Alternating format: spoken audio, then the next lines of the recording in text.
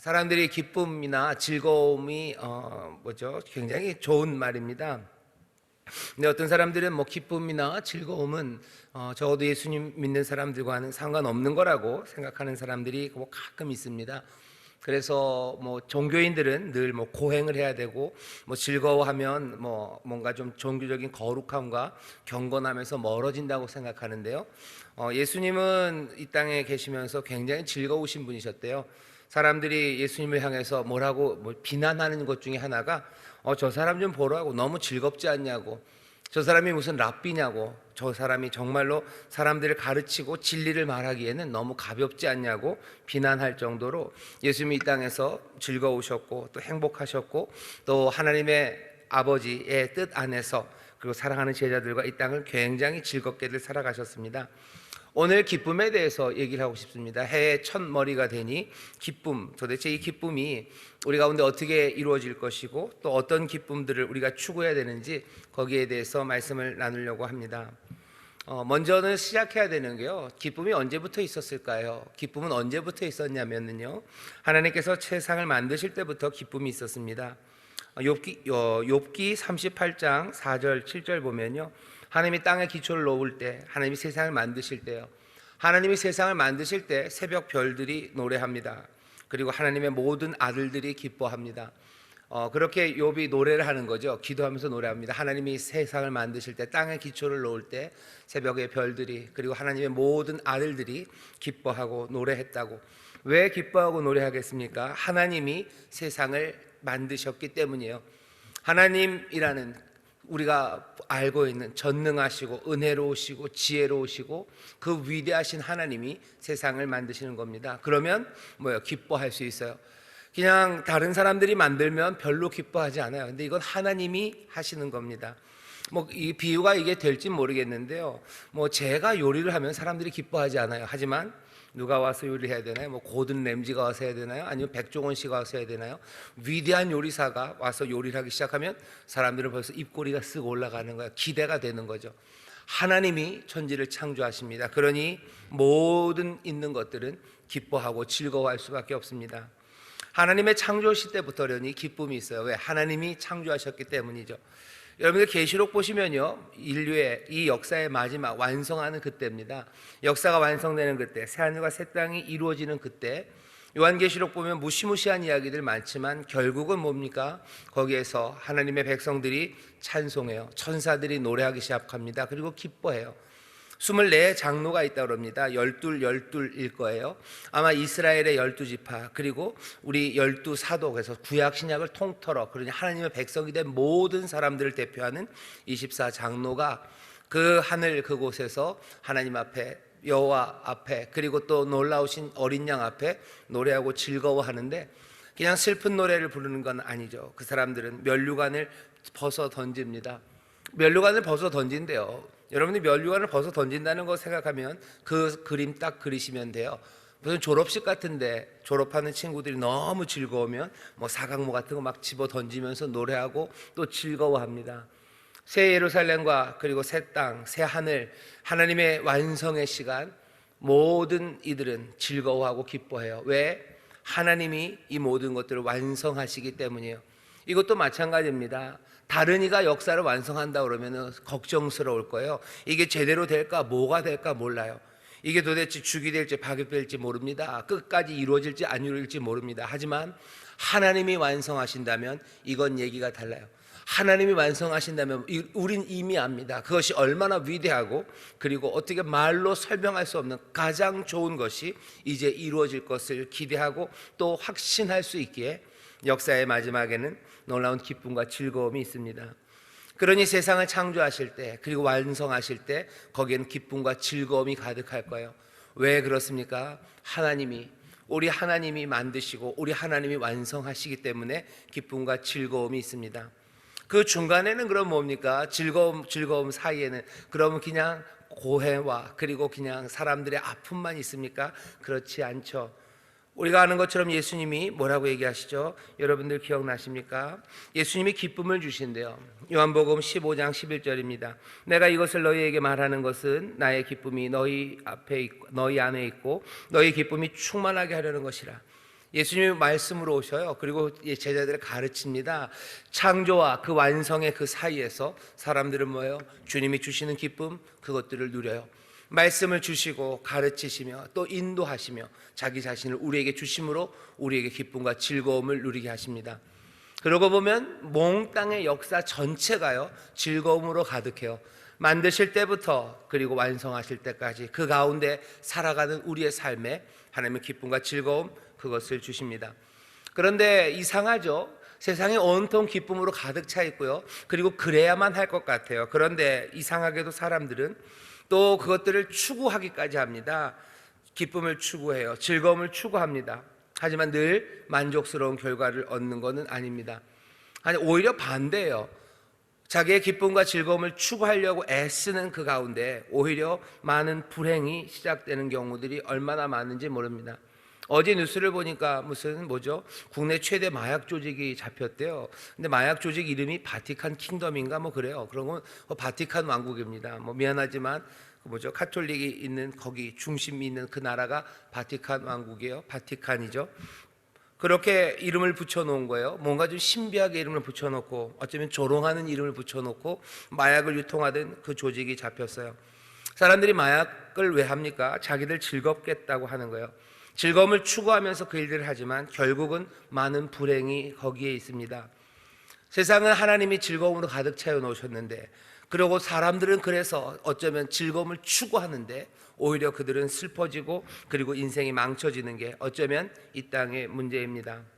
사람들은 많은 것들을 소비하려는 욕심들, 아니면 성적인 쾌락들, 자아 즐거움을 위해서 그것들을 따라가요. 하지만 그 뒤에는 만족스럽지 못한 결과가 나옵니다. 2021년 우리 인천 순복음교회 성도들도요, 즐거운 게 좋아요. 기쁨이 좋죠. 그리고 게다가 성경을 보면 예수님도 기뻐하시고 하나님의 창조와 그 완성의 모든 시간이 즐거움으로 가득하면 우리도 즐겁기를 바라는데, 도대체 뭐가 문제일까 하는 겁니다. 문제는 어쩌면 우리가 잘 들어야 되는데 잘 듣지 못한 데서 오는 것 같습니다. 하나님이 세상을 처음서부터 끝까지 기쁨과 즐거움으로 만드셔요. 그리고 주께서 우리에게 즐거움을 주십니다.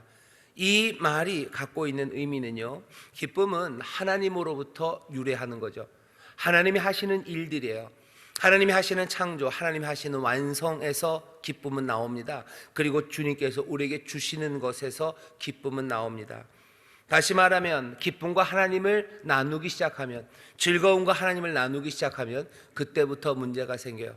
하나님 없이, 하나님의 일하심 없이 내가 기쁨을 쫓아간다고요? 그러면 거기에서 사달이 나기 시작하는 겁니다.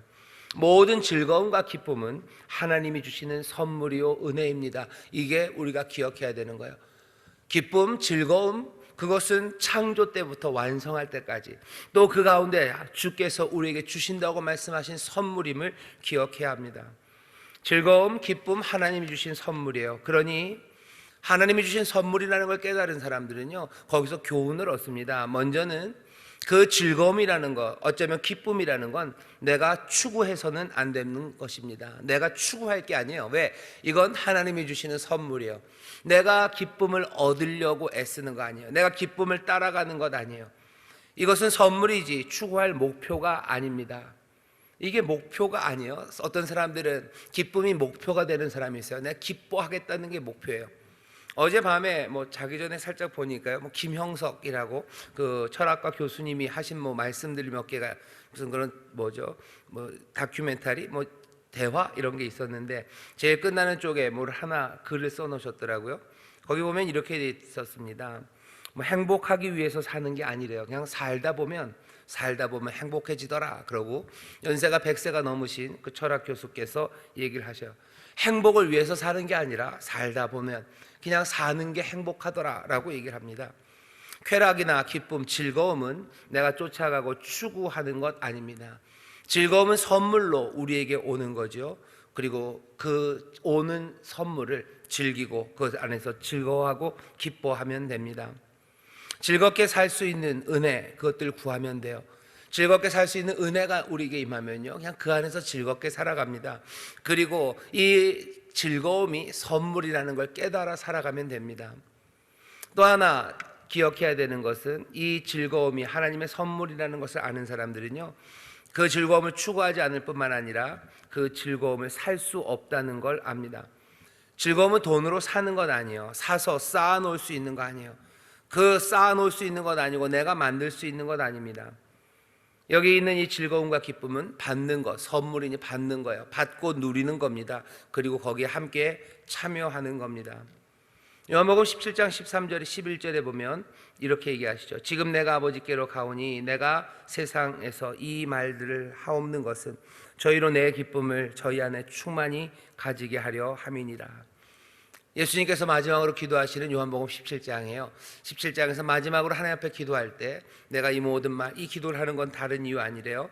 저희로, 예수님의 제자들입니다. 그들이 내 기쁨을 저희 안에 충만하게 갖게 하기 위해서 예수님이 원하시는 거죠. 예수님은 우리가 기뻐하시길 원하셔요.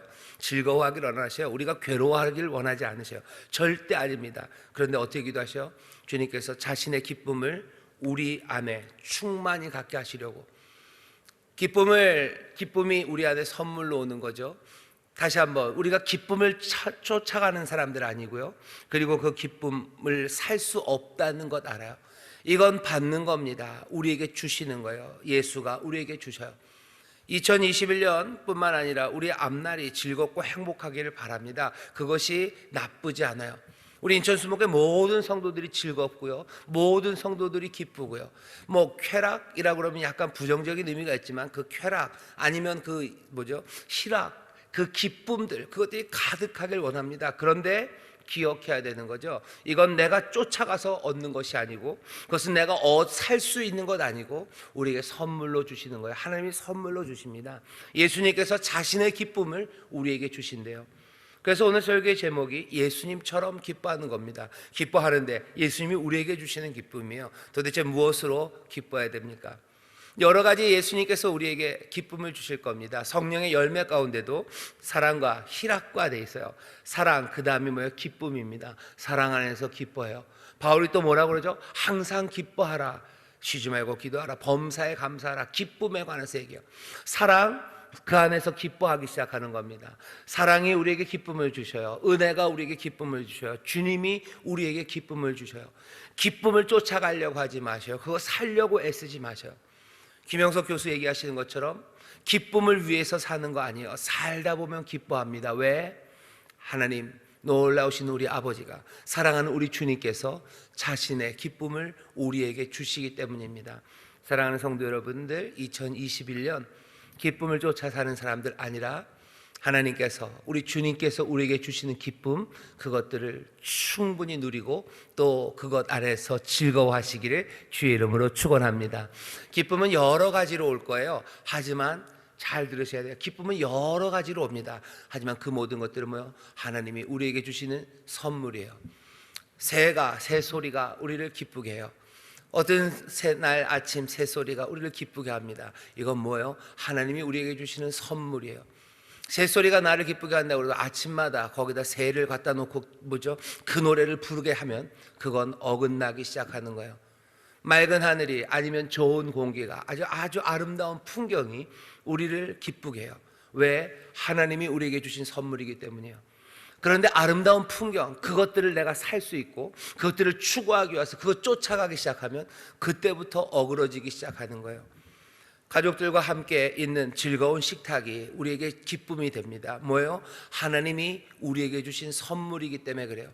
하나님이 우리에게 주신 거예요. 주님이 우리에게 주신 거예요. 그 안에서 즐거워하면 돼요. 근데 내가 그게 즐거우니까, 가족들과 함께 둘러 먹는 거, 그게 즐거우니까 애들 막 갖다 앉히기 시작하면 그때부터 뭐예요? 이상해지기 시작하는 거죠. 이게 뭔가 미묘한 차이입니다. 새 소리가 그래요. 어떤 때는 아름다운 여인이 우리를 기쁘게 할 때가 있습니다. 예, 그렇죠. 왜냐면 아름답기 때문이에요. 그런데 그거를 그 기쁨을 위해서 계속 아름다운 여인들을 내 앞에 갖다 놓으려고 애쓰는 사람들이 있어요. 돈으로 뭐로, 그러면 그거 어긋나기 시작하는 거예요. 하나님이 우리에게 기쁨을 주십니다. 하나님이 우리에게 선물로 주셔요. 주님이 우리에게 주시는 것들, 그 안에서 기쁨을 누립니다. 오늘 우리가 읽은 본문은요, 그 중에서도 여러 가지 것들로 하나님이 우리에게 기쁨을 주시는데, 어쩌면 그 기쁨들 중에서 가장 풍성하고요, 그리고 가장 분명한 기쁨 하나를 설명드리려고 합니다. 성경에 보면 여러 기쁨이 나와요. 근데 오늘 있는 누가복음 15장에 있는 이것만큼 즐거움에 대해서 계속해서 반복하는 말씀이 딴 데 또 있을까 싶어요. 누가복음 15장 보면 몽땅 다 잃어버린 것에 관한 이야기입니다. 잃어버린 양, 잃어버린 드라크마, 그리고 잃어버린 아들이에요. 잃어버린이 계속해서 반복되고요. 그 다음에 반복되는 말은요, 즐거워입니다. 그 다음에 나오는 말은 뭐예요? 잔치예요. 세 번 다 잔치가 벌려요. 그리고 늘 거기에는 즐거움이 가득해요. 그리고 즐거워하자라는 이야기가 거기에 담겨져 있어요. 그리고 뭐가 있어요? 잃어버립니다. 말씀은 아주 간단하고 분명합니다. 하나님은 언제 가장 즐거워하실까? 잃어버린 것들을 찾으실 때요. 잃어버린 것 찾으실 때 즐거워하셔요. 기뻐하셔요. 그리고 잔치를 베푸셔요. 그리고 뭐예요? 잔치로 오라고 하시는 거예요. 하나님의 잔치로 오랍니다. 하나님의 즐거움에 참여하래요. 당연히 아버지의 즐거움에 아들은 얼마든지 기꺼이 참여합니다. 하나님, 우리 아버지가 즐거워하시는 일이면 아들은 가요. 그러니 잃어버린 이들을 다시 찾는 일에 아들은 기꺼이 즐거움으로 나옵니다. 하나님이 가장 아버지가 즐거워하시는 일, 아들이 즐거워하셔요. 어쩌면 우리 주님이신 아들이 즐거워하니 우리도 그 즐거움에 참여하려 합니다. 그렇게 나아가기 시작합니다. 그게 오늘 말씀이 우리 가운데 전하는 바로 그 교훈입니다. 예수님이 즐거워하시는 것, 그리고 즐거움을 가르쳐 주시는데요, 잃어버린 것들 찾을 때라고 얘기하셔요. 여기 누가복음 15장 보면요, 앞에 10절은 이렇게까지 얘기합니다. 내가 너에게 이르노니 이와 같이 죄인 하나가 회개하면 하나님의 사자들 앞에 기쁨이 되느니라. 뭐가요? 한 사람의 죄인이 회개하면 하나님의 사자들 앞에 기쁨이 된대요. 누가복음 15장이 주는 교훈은 그냥 분명합니다. 죄인 하나가 회개하면 여기 하나님의 기쁨이 가득해요. 성경에 이것만큼 기쁨, 이 즐거움, 행복, 거기에 참여함, 그리로 초청하는 그런 이야기가 분명한 곳이 드뭅니다. 누가복음 조금 더 뒤에 가면요, 즐거이 쫓는 사람들이 있어요. 삭개오야, 부르니 급히 내려와 기쁨으로 따르기 시작해요. 거기 또 잔치가 벌어집니다. 세리 마태를 불렀을 때 예수님께서는 또 그 집에 가서 즐겁게 먹고 잔치가 벌어져요. 계속해서 여러분들 복음서를 보면 예수님의 이야기가 쭉 나오죠. 거기 말씀을 쭉 읽다 보면 어쩌면 굉장히 슬프고요, 그리고 가슴 아프고 눈물 나고 어쩌면 야단치시기도 하시고 하는 이야기들이 있어요. 하지만 즐겁게 먹고 떠들고 하는 것들은 늘 예수님께서 죄인들과 함께 있을 때였어요. 세 사람들이 비난하는 거죠. 저 사람은 왜 죄인들과 즐거워하냐? 왜 죄인들과 함께 즐거워하고 밥 먹고 왜 저기서 잔치하냐? 저 사람 이상하다는 거죠. 위대한 선생이면 죄인들과 놀면 안 돼요. 뭔가 좀 똑똑하고 경건하고 거룩해 보이고 뭔가 좀 깨끗한 그런 사람들과 놀아야 될 텐데 예수님 그러지 않으셔요. 예수님이 잔치를 벌이고 즐거워했던 데는 늘 그런 사람들, 세리, 창기, 이런 사람들이 있는데요, 거기서 즐거워하시고 거기서 먹고 거기서 노래하십니다. 그러니 사람들이 가서 물어보죠. 왜 이러시냐고, 왜 여기서 즐거워하시냐고. 예수님의 대답은 뭐예요? 분명하죠. 나 여기 오는 게 맞아요. 왜 여기 와서 이 사람들 회복해야 돼요.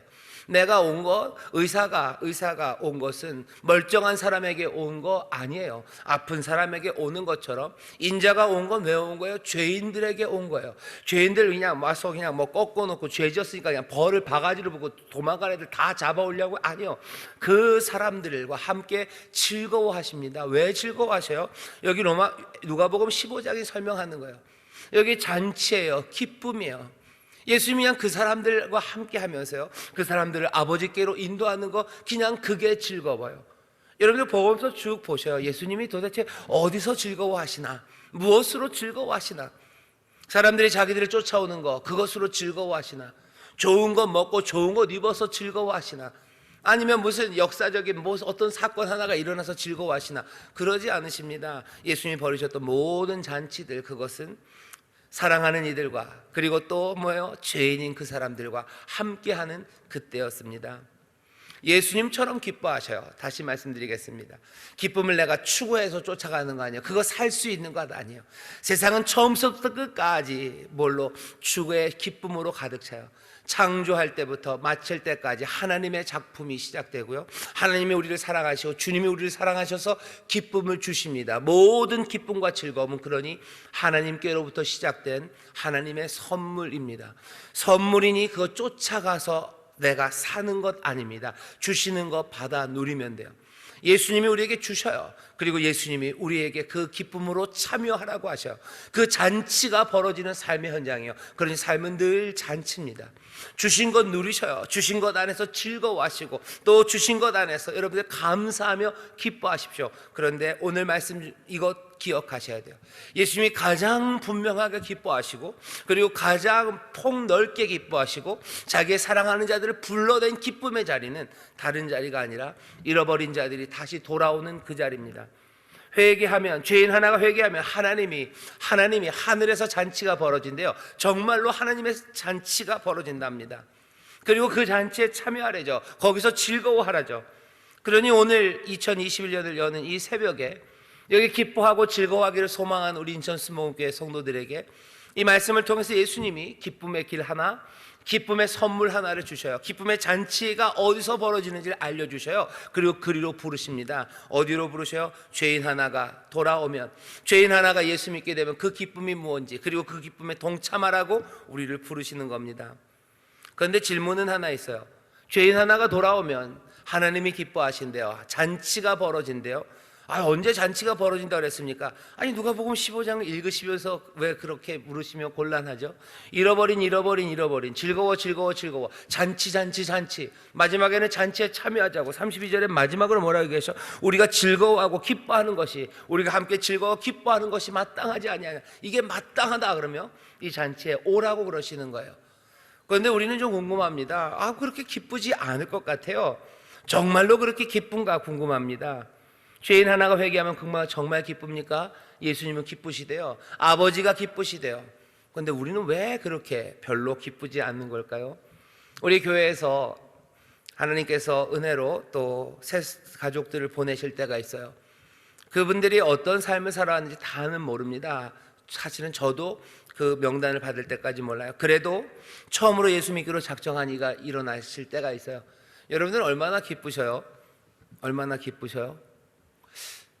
이건 저에게 묻기도 하는 겁니다. 나는 얼마나 기쁜가? 우리는 얼마나 기쁜가? 그 기쁨을 우리는 어떻게 참여하고 있는가?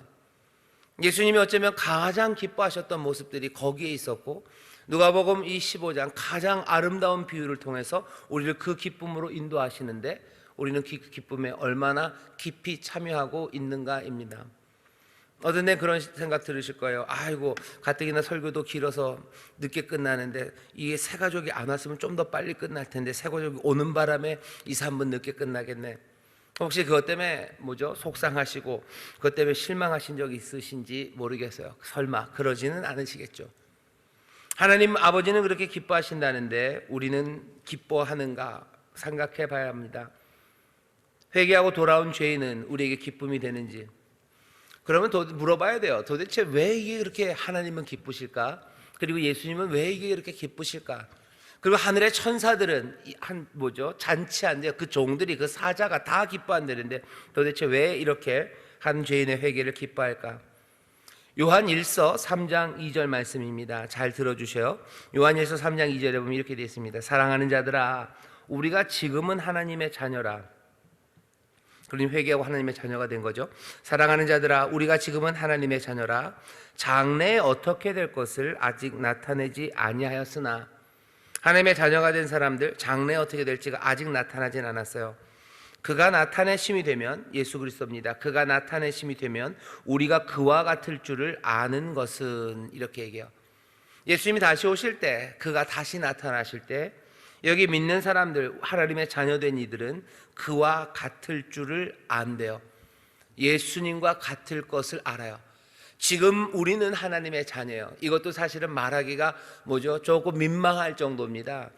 회개하고 죄인이었던 자들이 예수 그리스도를 믿음으로 지금은 우리가 하나님의 자녀라고 말해요. 부끄럽죠. 그리고 못났죠. 하지만 이 정도는 아무것도 아니에요. 왜? 그가 나타내심이 되는 그날엔 우리가 그와 같아질 거예요. 예수님 같아질 겁니다. 어떻게 알아요? 로마서에서 얘기했죠. 송구영신 예배 때 말씀드렸죠. 하나님이 우리를 향해서 가지신 뜻은 다른 거 아니에요. 우리가 아들의 형상을 닮아가는 거예요. 그거 본받는 거예요. 아버지의 뜻은 이루어집니까? 예, 아버지의 뜻은 이루어집니다.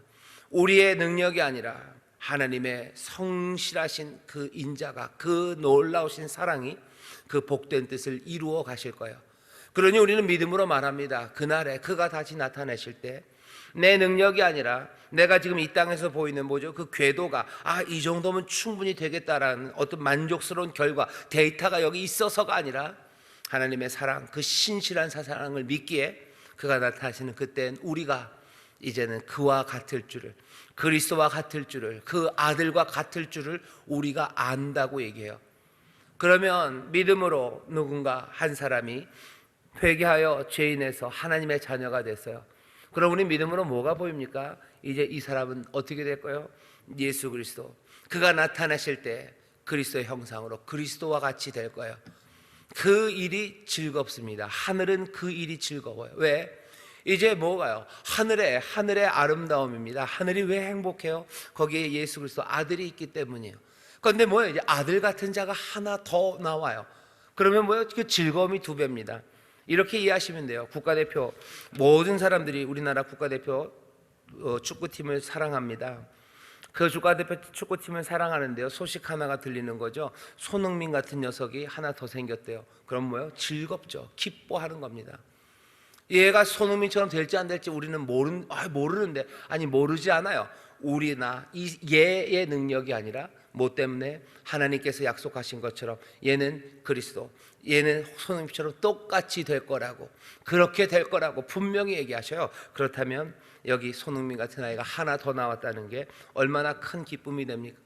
하나님의 형상이 예수 그리스도, 그 아름다우심이, 그 온전한 사랑이, 그 온유함이, 그 진리를 기뻐함이, 그리고 그 놀라우신 뭐죠? 예수 그리스도의 뜨거움을 닮은 사람 하나가 이제 나오는 거예요.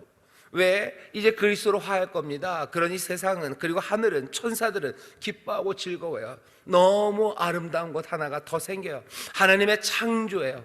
하나님께서 창조하시고 하나님께서 세상을 완성하실 때 기쁨이 가득했던 것처럼 여기 새로운 삶 하나가, 그냥 생명 하나가 아니라 그리스도의 형상, 온전해질 그 생명 하나가 이제 나타나니 온 세상과 천사들은 기뻐하는 겁니다.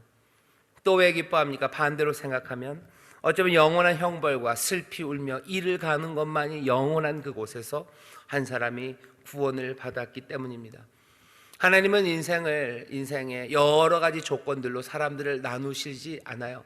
우리는 뭐 여러 가지를 치면서 이 사람은 뭐 공부 많이 하고 부유한 사람, 공부 많이 했지만 가난한 사람, 공부 많이 했고 가난했지만 잘생긴 사람, 공부 잘하고 뭐 부유하지만 게다가 못생긴 사람, 온갖 것들로 가지를 치면서 사람들을 나눕니다. 그러면서 그것들이 뭐가 됐는지 혼란하게 생각해요.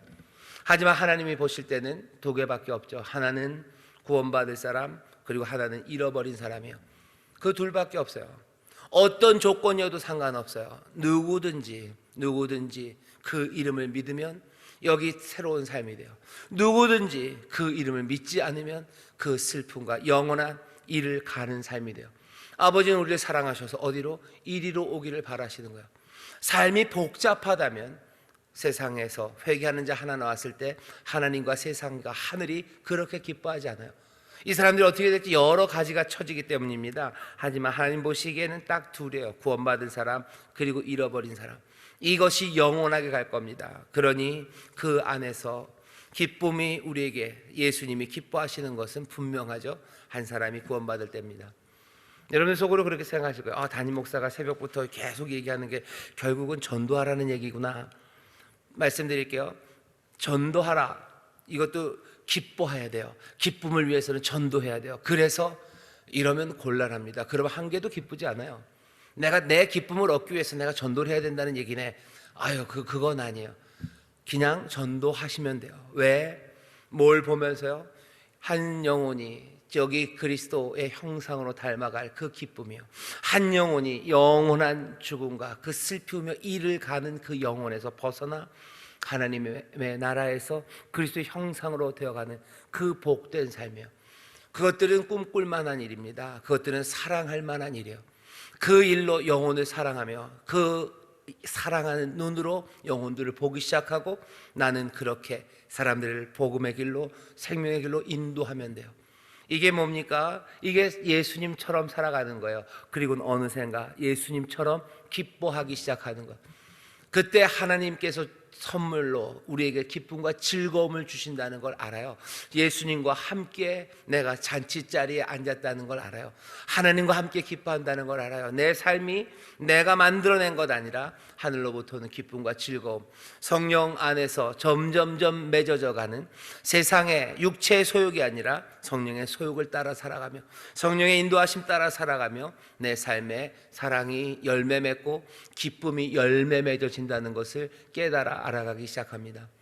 2021년 우리에게 하나님이 주시는 기쁨이 가득하길 원합니다. 우리로 예수님처럼 바라보고 예수님처럼 사랑함으로써 정말 많은 잃어버린 영혼들, 죽을 수밖에 없는 이들을 주께로 인도하는 일들이 사랑 가운데 이루어지기 시작할 때 우리는 가장 큰 기쁨과 즐거움, 그 즐거움에 참여하기 시작하는 겁니다. 이 기쁨을 우리 인천순복음교회 모든 성도들이 놓치지 않기를 원합니다. 예수님처럼 그렇게 기뻐하기를 원하고, 그래서 예수님 또 우리 하나님이 주시는 그 기쁨과 그 즐거움으로 기뻐하는 우리 모두가 되시기를 주의 이름으로 축원합니다. 기도하겠습니다. 하나님 감사합니다. 기쁨을 추구하는 사람들이 얼마나 많습니까? 즐거움을 추구하는 사람들이 얼마나 많습니까? 또 오히려 더 열심히 추구하기 때문에 망가진 삶들이 얼마나 많습니까? 그래서 또 기쁨을 추구하지 말라고 가르치는 사람들이 얼마나 많습니까? 그러나 주님, 오늘 이 2021년 첫 시간에 우리 사랑하는 인천순복음교회 성도들, 기쁨이 주가 우리에게 주시는 선물임을 깨닫게 하시고 또 기쁨으로 충만한 삶을 그 가운데도 꿈꾸게 하시고 그 기쁨을 누리는 길들을 우리에게 보이시니 기도합니다. 정말로 주가 주시는 기쁨들, 그 즐거움들이 넘치는 한 해가 되게 하시고 그 은혜와 선물을 구하며 주 앞에 더 가까이 가게 하시고, 기도하옵기는 한 죄인이 회개하는 것, 그것이 얼마나 기쁘고 행복한 일인지 모두가 다 절절하게 체험하고 하나님 앞에 감사하는 올 한 해가 되기를 원하오니, 예수님처럼 기뻐하는, 또 예수님의 그 크고 놀라우신 기쁨, 그것을 함께 나누는 우리 모든 성도들 되게 하여 주옵소서. 감사드리며 예수님 이름으로 기도하옵나이다. 아멘.